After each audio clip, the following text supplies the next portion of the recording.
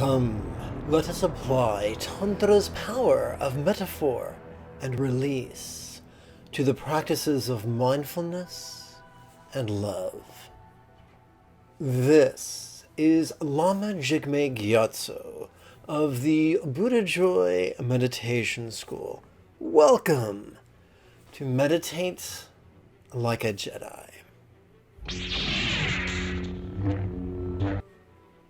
A good-hearted individual whose name I think is Satons. If I mispronounce your name, I mean no disrespect. Asked me about the 3 states of consciousness. Well, that could refer to several things. That could refer to sleeping, dreaming, and waking. That could refer to body, speech, and mind. That could refer to past, present, and future. That could refer to the desire, form, and formless.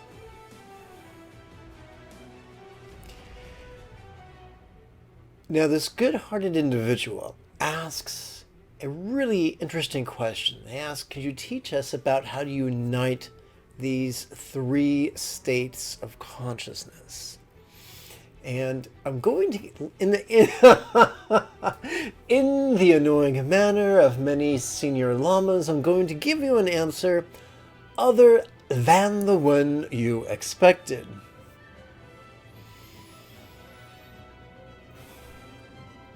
To seek to unite the 3 states of consciousness infers that there's something wrong with the present state of consciousness. What do we mean? So,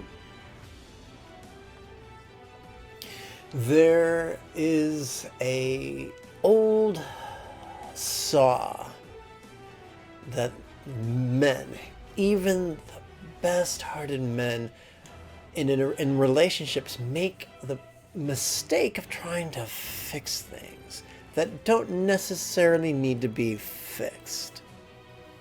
For instance, there is an old stereotype that if a woman bears her heart to her partner, she just wants to be heard, but he wants to roll up his sleeves, metaphorically speaking, and fix the problems for her, because that's how he thinks love is. This leads us to the Tao Te Ching, written approximately a century before the birth of the Buddha, attributed to Lao Tzu, the old teacher. In it, we see the yang and the yin, the male archetype and the female archetype, which should not be taken literally. Let me adjust this camera here. Which should not be taken literally, but rather seen as metaphors for patriarchy versus matriarchy. That dichotomy is not so much a commentary on the shape of one's reproductive organs as it is on the configuration of our minds. If we are living out of our brainstem, let's see, there we go. If we're living out of our brainstem, and which is symbolized by my fist right here, or perhaps right here, that's probably better.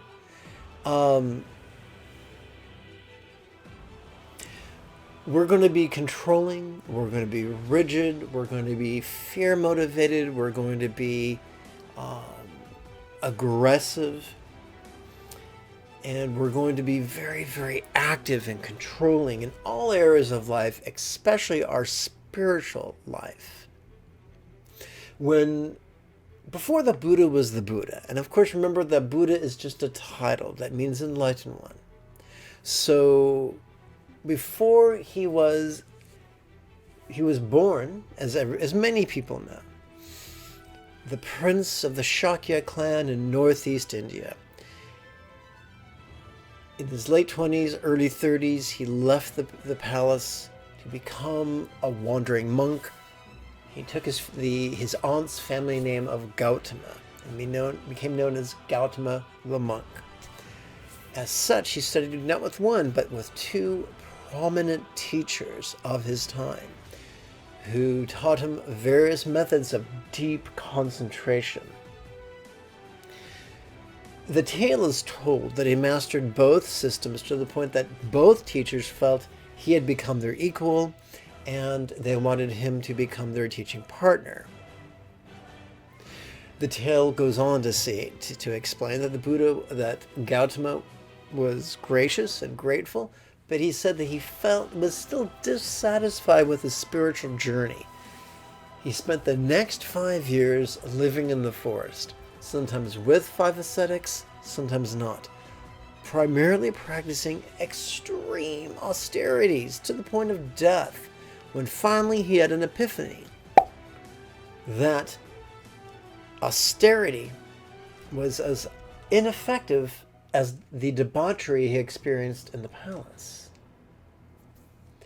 That is also when he stopped practicing the rigidity of concentration and began and formed a new style of meditation that we call mindfulness, or sati bhavana, where concentration is active, mindfulness is passive. Where concentration is rigid, mindfulness is soft. Where concentration is active, mindfulness is acquiescent and flowing. And where concentration is self-protective and defensive, mindfulness is profoundly vulnerable.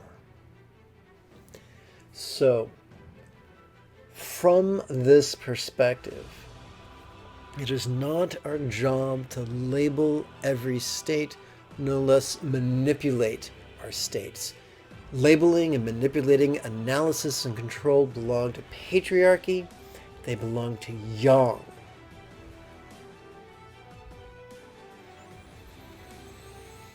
But we might notice things. We might notice different states. What do we do with what we notice? Well, on the in-breath, our central nervous systems are optimized to notice what's going on.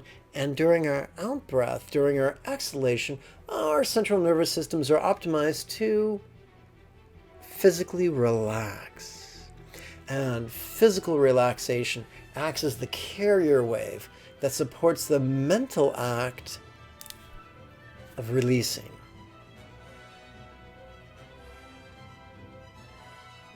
So regardless of what state we notice we are in, whether we notice we are in a sleep state or a dream state or a waking state, whether we are profoundly aware of our body, speech, and mind, whether we're profoundly aware of the past, present, and future, whether we are spontaneously aware of desire, form, or formlessness, the universal response to whatever we notice is to relax physically and mentally let go. No, that does not mean repress what we experience. That does not mean ignore what we experience. It doesn't mean shove away what we experience. It means simply relax. This is the crux of the Buddha's teachings. Whether we are practicing the union of awareness and letting go, or the union of bliss and letting go, or the union of love and letting go, the key is this: let go. That is Buddha's universal panacea. Whether we call it anatta, whether we call it shunyata, whether we call it by its Pali name, or its Sanskrit name, or its Chinese name, or its Tibetan name, the idea is the same: to let go. To balance mindfulness and letting go is the essence of all that the Buddha taught.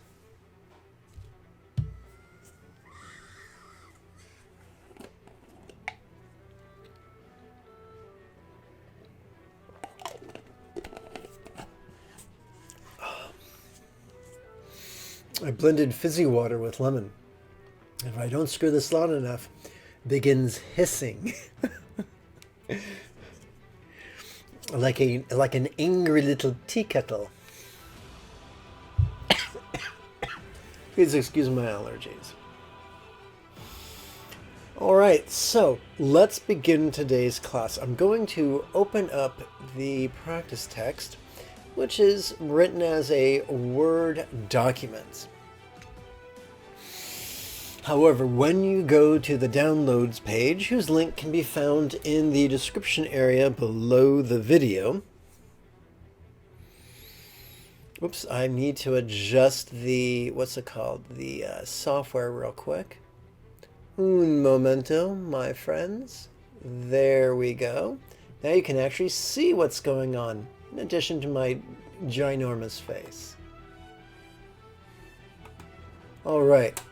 So, here's the practice text. It's a Word document, but when you download it from the downloads page, you'll notice that there it is a PDF that has actually been formatted to be read upon your smartphone when it's held in a horizontal direction. Or I should say configuration. Now, these are ginormous PDFs. These are beasts. Look at this one. It has over 400 pages in it. So, the key to navigating these PDFs is to, number one, download the free Kindle app. It's suitable for both Android and smartphone. Number two, migrate your PDF into the Kindle app. Number three, when you do so, you'll be given a choice to either convert it into a Kindle document or to maintain it as a PDF. By all means, maintain it as a PDF, otherwise it'll just mess up the formatting. The beautiful thing about the Kindle app is that it makes both navigation and bookmarking a breeze. Now, because these texts are works in process, is that the right term? Works in process? You'll want to jot down page numbers during the video. And that way you'll know which page to go to when you practice on your own, because most assuredly, if all you do is watch my videos, that's lovely. It's better than hitting yourself in the head with a brick, but it's not necessarily going to make you a Buddha. If you want to benefit from these teachings, you gotta practice them at least once every morning and at least once every evening, every day. Now that we've said that, let's jump ahead to tonight's practice. The third yoga of a silent basis. So as I mentioned in the introduction, the Buddha abandoned the buttoned-down, controlled, repressive, concentration style of meditation and embarked upon the journey of relaxing the metaphoric doors of perception, allowing them to swing open upon their hinges. And quite frankly, it was overwhelming. He was inundated with sensations and flavors and scents and sights and sounds, as well as emotions and intentions and thoughts and memories, as well as fantasies. And so he found it really, really useful to organize experience in terms of the four bases of mindfulness. From the perspective of Tantra, those four bases are circumstance, body, the experience of the interpersonal, and mind. We're going to start tonight with circumstance.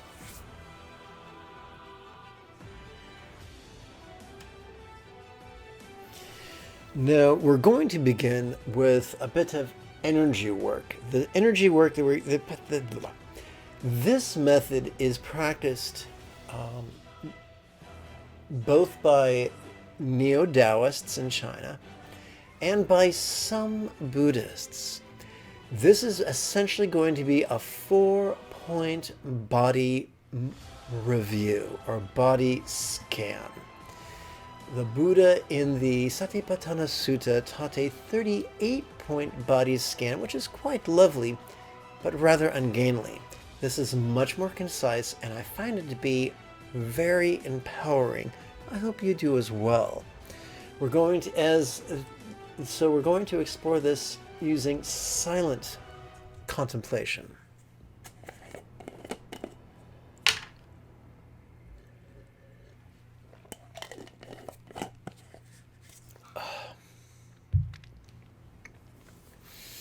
At the top of the page, we read, "Bring the gut into the path of awareness and acquiescence." On the left, in smaller font, we read what I like to call contemplative notation, which is rather like musical notation. And they infer that when we notice our body inhaling, we don't force our body to inhale, but when we notice it out of the figurative corner of our eye, we silently and mentally recite "grin to gut." And when we notice our body exhaling, we silently and mentally recite "relaxing." Now let's take it a step further. We do not recite this verbally.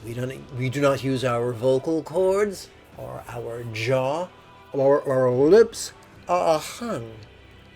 Instead, we use our mind. We use our inner monologue, our inner Ron Serling.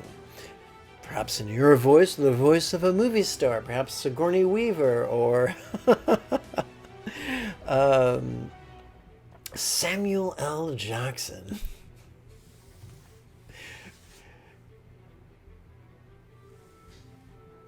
So we continue now.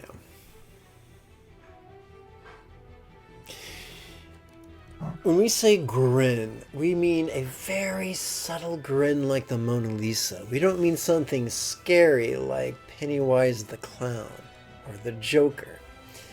When we say gut, we don't mean a precise point in our abdomen that we have to concentrate on. For we are practicing the opposite of concentration. We just mean our belly. Anywhere between our rib cage and our pelvis is fine. On the out breath, when we, in addition to silently and mentally reciting the word relaxing, we actually intend to physically relax as best we can. Now, for some people this feels daunting. The good news is evolution has selected that all complex life forms would automatically relax, at least to a certain degree, with every exhalation. Well, if that's the case, then why bother silently and mentally reciting this word here? Because it gives us the opportunity to unite our intention with our factory installed wiring. These smaller words are these words written in smaller font on the right are tabulatory notation designed to help us keep us from losing count. And just like in a gym, you might do 3 sets of 10 repetitions. We're going to count our sets on our left hand and our repetitions on our right. I'm very grateful that many, many years ago, an aging Bengali taught me this technique.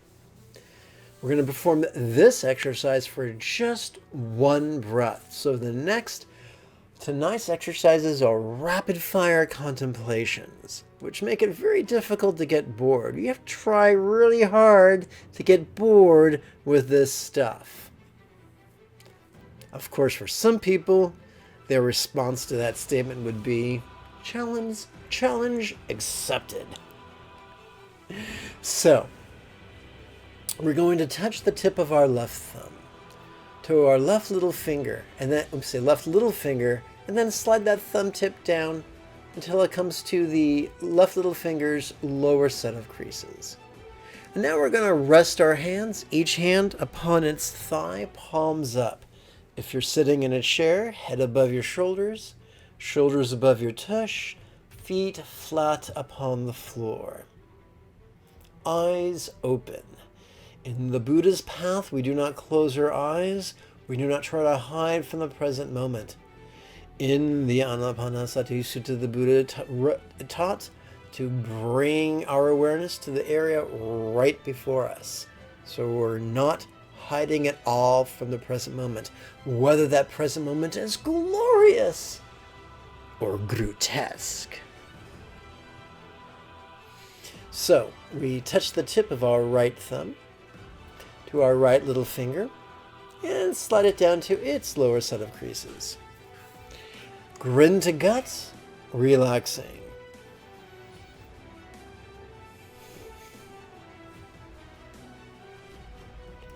We advance our right thumb to our right little finger's middle set of creases. Grin to feet, relaxing. We don't have to concentrate. We don't have to visualize. We do not have to force ourselves to feel anything. If all we do is silently and mentally play with these words in harmony with our breathing, that is enough. Grin to feet, relaxing. We advance the tip of our right thumb up our right little finger to its higher set of creases. Grin to hands, relaxing.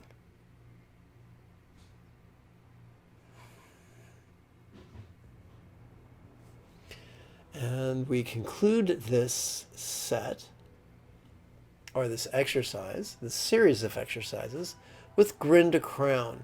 And crown can refer to our fontanelle, which is when on an infant it's the point that is the softest just after birth. Once again, we don't have to concentrate. It works better if you don't. Just if all you do is silently and mentally recite these words in harmony with your breathing, that's enough. Let's slide the tip of our right thumb up a right little finger to its tip. Grin to crown, relaxing.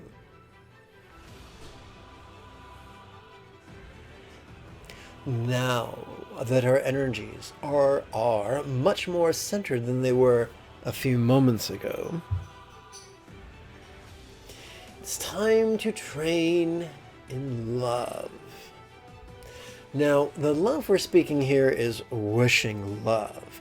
And this brings us back to the Buddha's first sermon.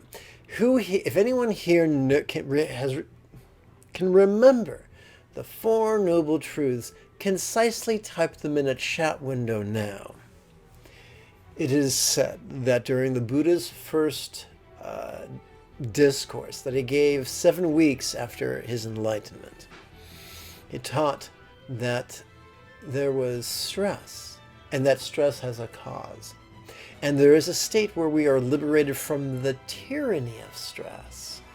And that state also has a cause. In an additional discourse, he explained that the 8 categories of causes to attain that liberation, what's known as the Eightfold Path.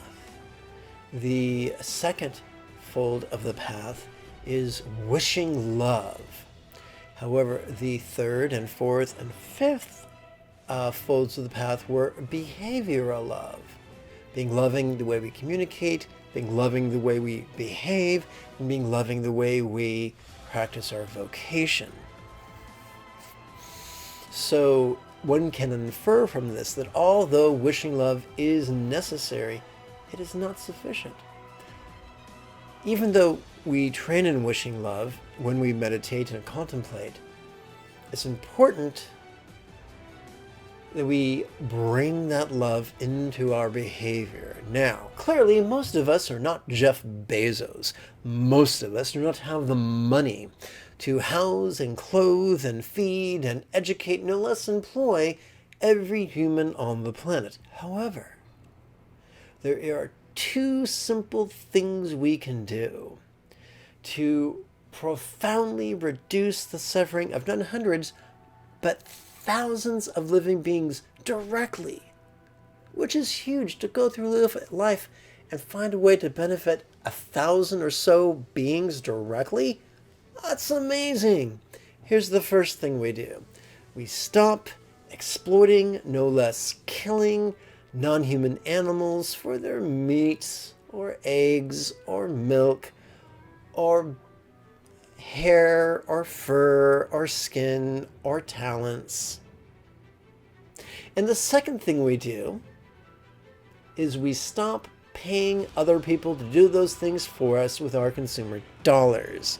Now, what I'm talking about is choosing a whole food vegan diet. It's the most loving thing we can do for the planet, for non-human animals, for human animals, and for our loved ones. The World Health Organization teaches that a whole food vegan diet is optimal for all humans at all stages of life, which means we'll live longer and our loved ones won't have to mourn for us for a very long time. If the idea of switching to a whole food vegan diet is daunting, then I recommend using one of the links in the description area below the video. It's a link to my pal on YouTube. He has a channel called Mike the Vegan. He has hundreds of amazing videos, beautiful, funny, science-literate videos covering every aspect.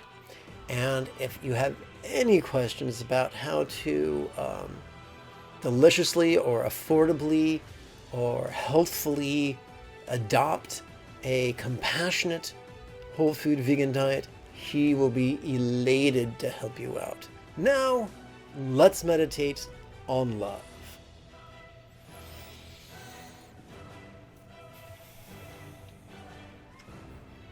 Bringing circumstantial love into the personal scope.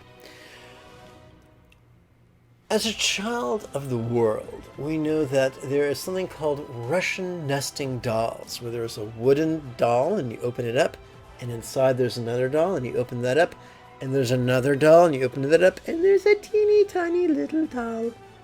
Likewise, in Buddhist Tantra, we play with the concept of nesting scopes: the personal, the local, the global, and the universal. So we begin by wishing good things for ourselves, because our selfish brainstem is already wired to do that. It's effortless to wish good things for ourselves. But then we can capture that momentum and apply it to our love of our neighbors and of fellow earthlings and all beings of all worlds, real or imagined. Now, we read the text, great boon for this here lot. Well, what's boon mean? Boon means good fortune. Well, what does lot mean? Lot is short for lot in life, which could be a synonym for circumstance. In silent meditation, we try to use the smallest number of syllables possible. So great boon for this here lot means very good fortune for this circumstance. Now, you might say, dude, if I knew how to make my circumstance fortunate, I wouldn't be here. Good point. I'm not asking you to make magic. I'm not asking you to be a mage or a magician or a wizard. I'm not asking you to believe or to affirm or to visualize. Here's the magic trick. If we try to control our emotions, it's going to make us nutty. However, if we play with words skillfully, it will guide our intention. I'm going to use big words now. It's always a mistake to confuse emotion with volition, for what we feel with what we intend or will. And will is easy. I'm going to look to the left and read a comment. Truth of suffering, origin of suffering, cessation of suffering, path of cessation of suffering. Good job. Well done. Well done. Okay. Anger hatred, attachment, greed. Okay, yes. So, getting back to that, our job is not to, when we feel anger, our job is to notice the anger on the in-breath and relax on the out-breath. It's impossible to say something cruel or do something violent when you're relaxing. When we are noticing greed for anything, greed for physical gain or physical pleasure or interpersonal praise or fame, anything at all. When we notice it without judging ourselves, without condemning ourselves, we just notice it on the in-breath. And by physically relaxing on the out-breath, we are able to mentally let go of it. When it comes to grasping, which is much more subtle than shoving or reaching, when we notice grasping, we do the same thing. When we notice that we're grasping at our circumstances, or that we are grasping at our bodies, or we are grasping at our interpersonal experience, or we are grasping at our minds, or any of its components, we do the same thing. We notice and we let go. Now, clearly, this is difficult for most people, which is why we practice the exercises that the Buddha taught. I hope that makes sense to you. So let's continue. Great boon for this here lot. We're now going to switch to the 3 sets of creases and tip of our right ring finger. We begin with the first crease. Great boon for this here lot.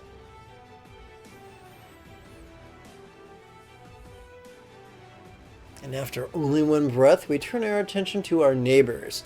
Who are our neighbors? Wherever we go, whichever living being we can perceive with any one of our 5 senses, whoever we perceive, that's our neighbor. Great boon for neighbors lots.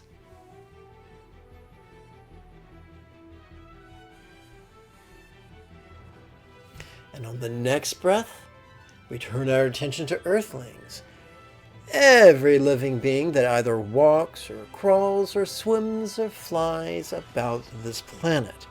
Great boon for earthlings lots, which is really a concise way of saying very good fortune for each earthling circumstance. But that's a lot of words, and if you use too many words during silent meditation, first you'll turn red, then you'll turn blue, then you'll tip over, you'll wiggle funny, and scare the dog. And nobody wants to scare the dog. If the cat thinks you're dead, he'll just eat you. So, great boon for earthlings lots.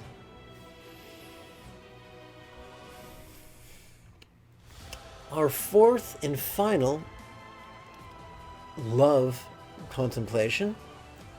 Great boon for all beings lots. And this is where it makes it really easy to be a sci-fi geek. Because we mean all beings of all worlds, of all galaxies, real or imagined. And no, you don't have to visualize. If all you do is play with these words in harmony with your breathing, every day, twice a day, something very good could come of it. Great boon for all beings lots.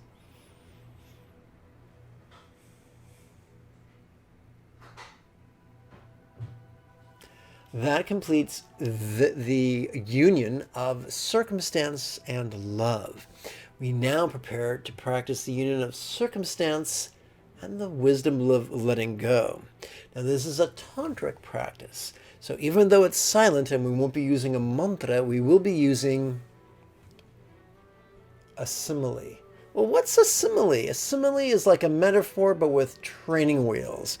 Because lots of people who are literally minded get confused by metaphors. So by converting metaphors back to similes, they make much more sense.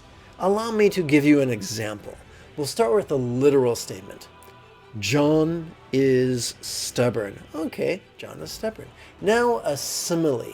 John is as stubborn as a terrier with a bone. Okay, makes perfect sense. Now the metaphor. John is a terrier.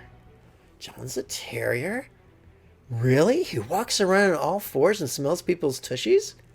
No, that's just a metaphor for John being really stubborn. Since metaphors can confuse people, we use similes.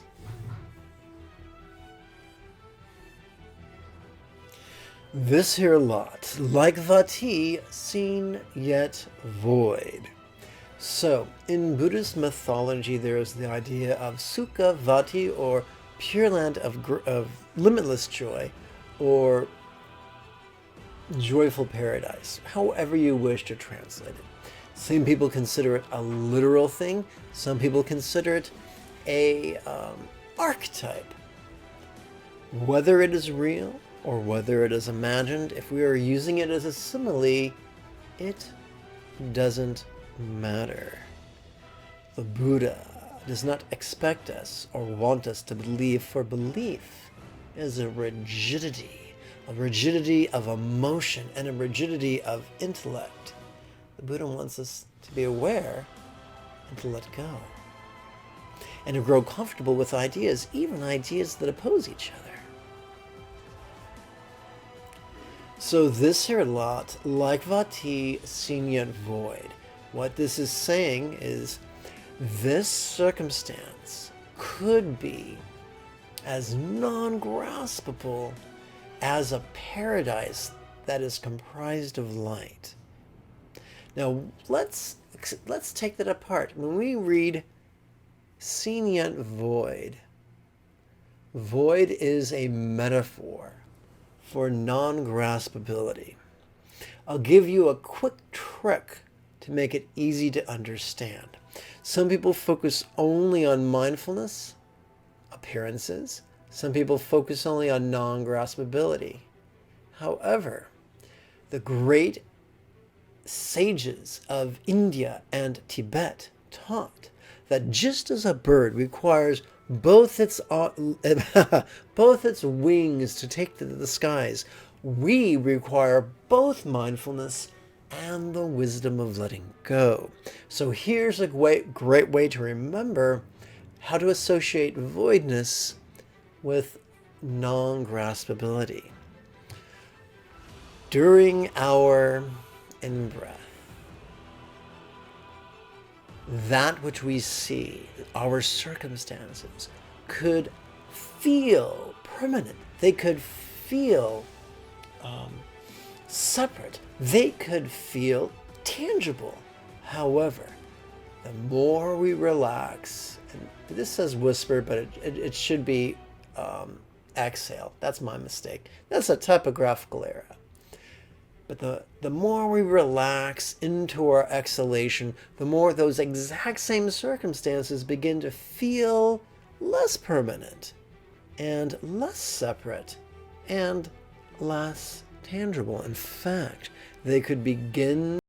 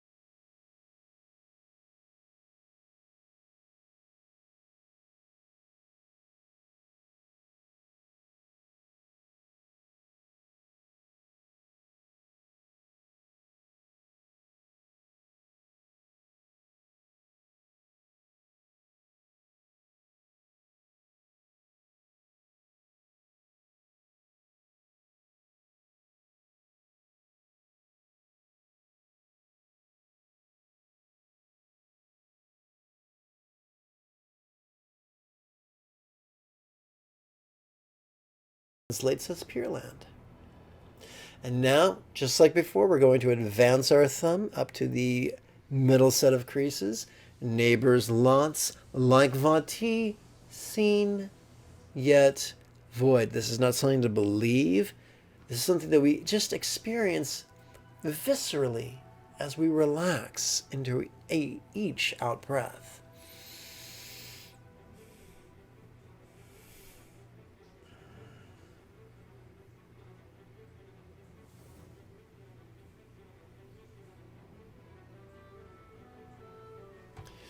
And we advance our thumb again. Earthlings, lots, like vati, seen, yet void.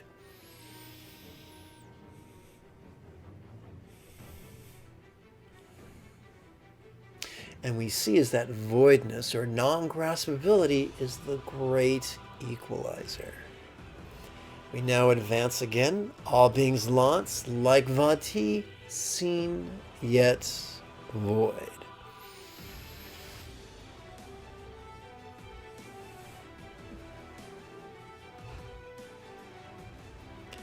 Well, we've done a lot of hard work. We've just did 12 contemplations.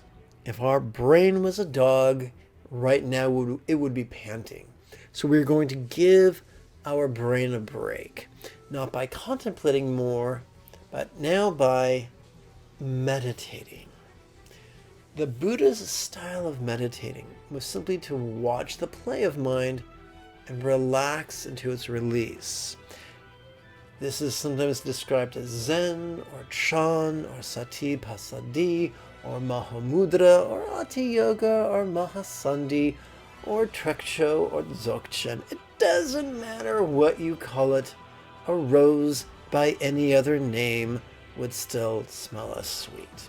So, what we're going to do is on the in-breath, we're going to silently and mentally recite, notice this.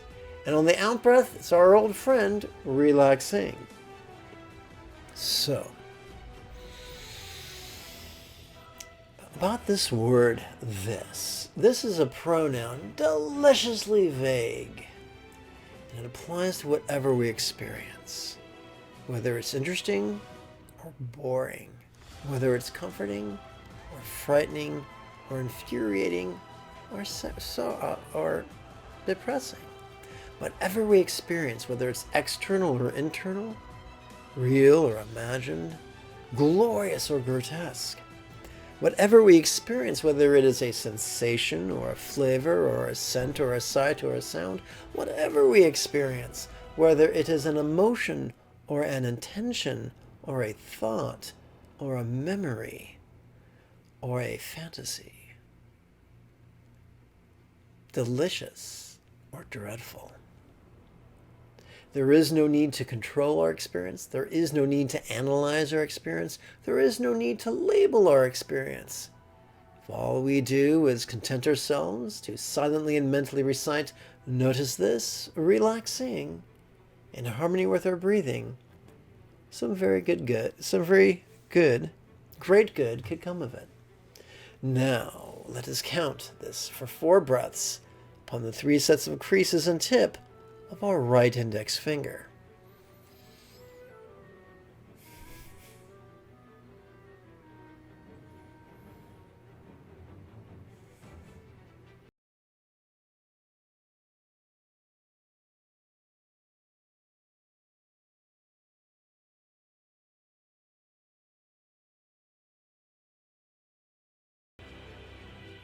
We now turn our attention to our bodies.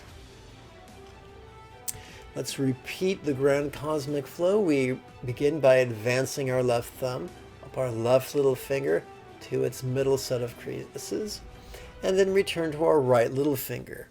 1 repetition, grin to gut, relaxing.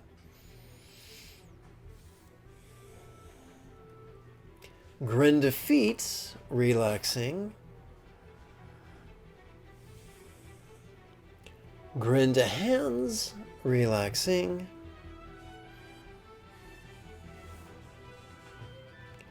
Grin to crown, relaxing. We now practice body-oriented love. We switch to our right ring finger. Great health for this here form.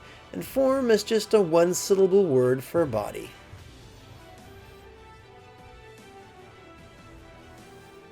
We now turn our attention to our neighbors. And all earthlings with whom we share this planet.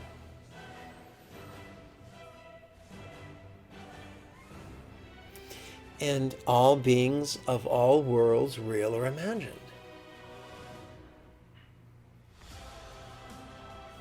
Now that we've loved, we prepare to let go. This here form, like Tare, felt yet void. So, in the context of Buddhist Tantra, Tara is a category of female Buddhas. Who we see depicted here in Tantric Union is red Tara, if you prefer Sanskrit, Raktatare, if you prefer Tibetan, Drolma Marmo. And forgive my pronunciation, I am not a polyglot. Some people view her as a literal entity. Some people view her as purely an archetype. In the context of classic Vajrayana, in the context of Dzogchen Tokal, we view her as a simile, a metaphor. How could our bodies be how could we experience our bodies as being as non-graspable as a Buddha comprised of light? By relaxing into our exhalation. Let's do this now. As we play with our right middle finger.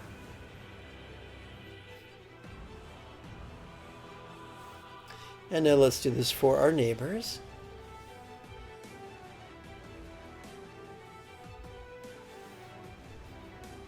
And now for our fellow earthlings.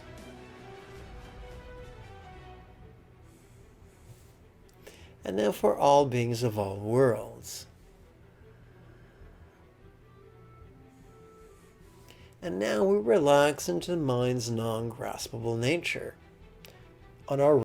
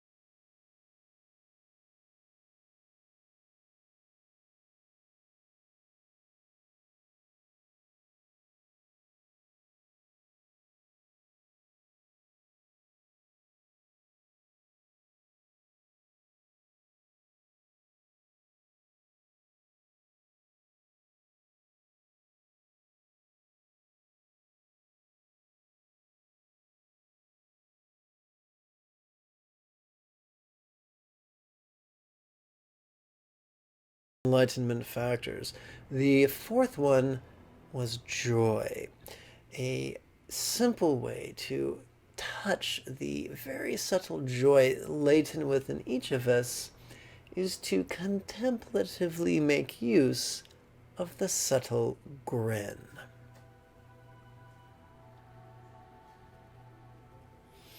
That was first taught to me by one of my Vietnamese meditation masters.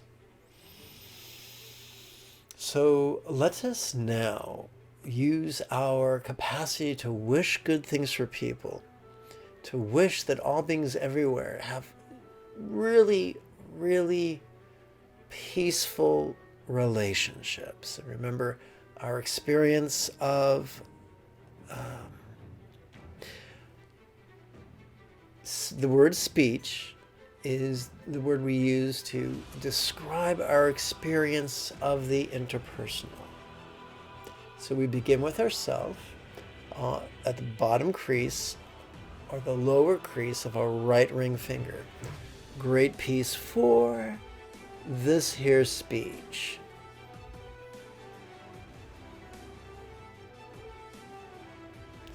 And now we turn our attention to our neighbors. Great piece for neighbor's speech.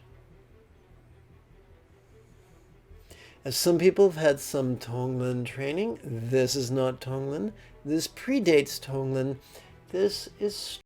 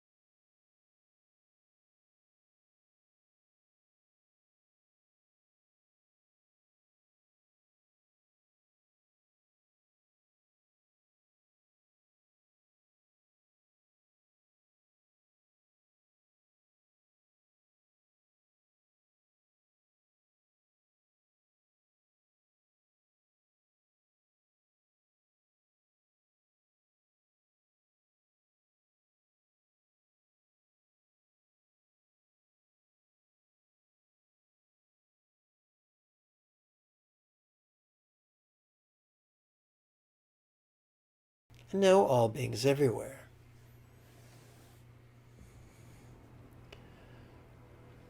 One time, a very cranky roommate was shouting at me, and I meditated upon this during the screaming session. It made it very difficult not to start laughing.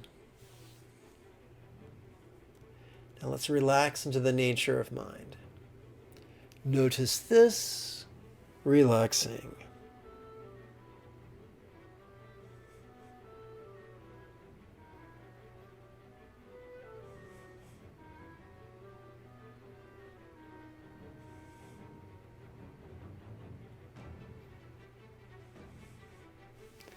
And we come to the final portion of tonight's practice. Let's advance our left thumb up our left little finger to its tip and turn our attention back to our right little finger.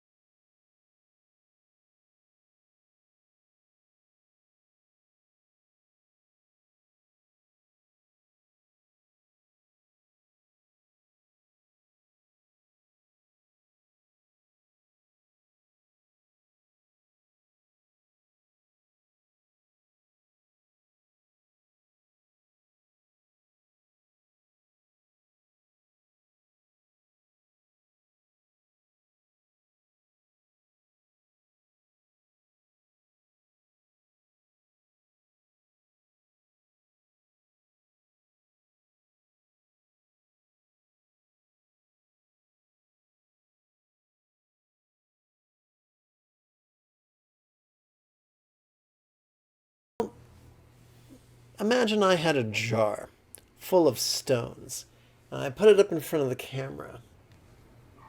Well, you wouldn't be able to see my big old nose hiding behind the jar full of stones. If I put that down and picked up another jar that had no stones, you could clearly see my nose. So clarity is a metaphor for perception. Mind perceives, but even though it perceives, we could experience it as being non-graspable when we relax into our exhalation. Let's play with this right now. Let's play on our right middle finger. This here mind, like seed Tom, clear yet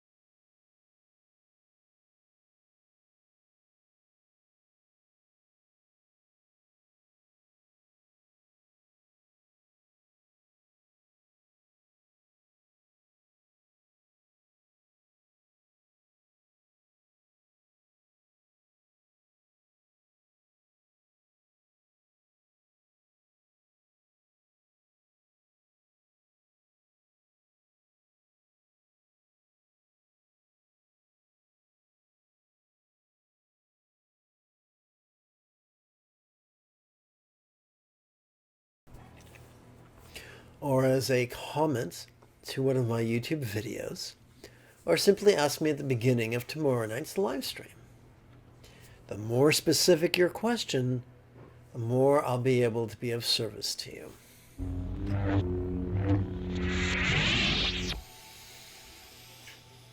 If you have found value in these videos and live streams and podcasts and blog posts and class materials, numerous and free to download, then I would invite you to please consider becoming a supporter of this channel by using the link in the description area below this video.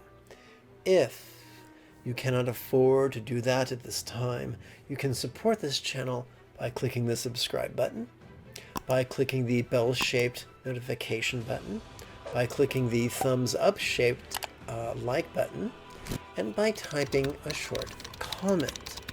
These things really help with the algorithm. I shall conclude by briefly dispelling the myth of the gritty monk. For in the Tibetan tradition, neither monks nor yogis nor even lamas are supported by monasteries. Au contraire, they must pay for room and board and supplies, and so they must rely upon patrons. And they seek patronage from family and friends and students and strangers. And those who cannot find such patronage wander homeless. My friends, I thank you for your time and your kind attention. During this time of pandemic, May you and yours be happy and healthy.